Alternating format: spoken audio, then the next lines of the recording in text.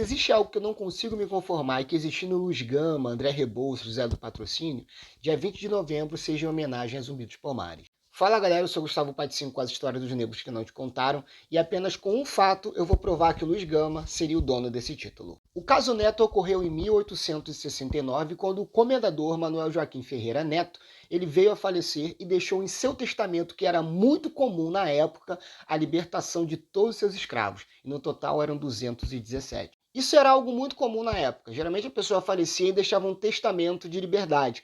Muitas das vezes, os seus descendentes acabavam não cumprindo, e aí eles recorriam à lei. E aí que entra a Luiz Gama, porém esse caso era muito complexo. Existia um patrimônio avaliado hoje em 400 milhões de reais do patrimônio do neto. Portanto, sócios, filhos, então realmente a briga judicial foi muito grande. E como advogado de defesa não era qualquer um.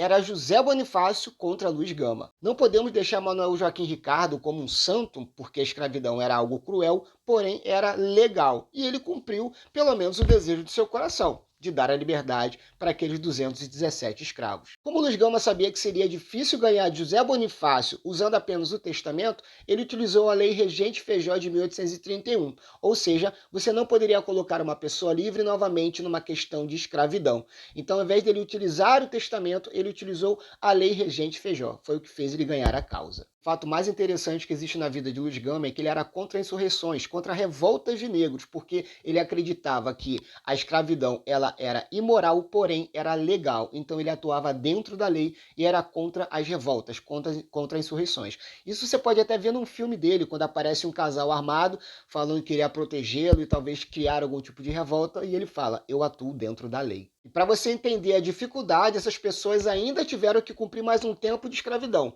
porém tiveram essa liberdade garantida por Luiz Gama. E quando você analisa a vida de Zumbi dos Palmares, o que ele fez pelos pretos? Zumbi dos Palmares foi sequestrado aos 7 anos e criado por um padre, o padre Antônio Melo.